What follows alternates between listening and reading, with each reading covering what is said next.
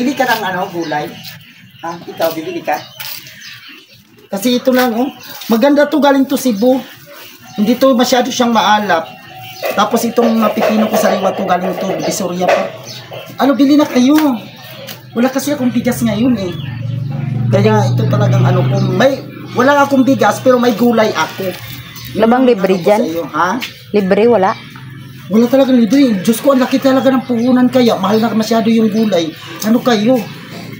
Sa hirap talaga. Libre nga, kaya nga walang, naghanap ako ng libre kay wala akong pambili. Ay, nako.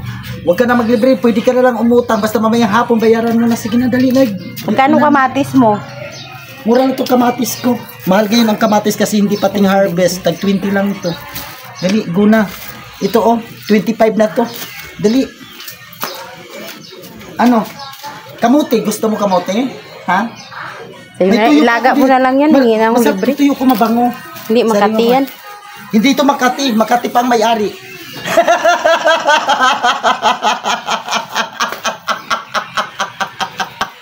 Pwede na yan.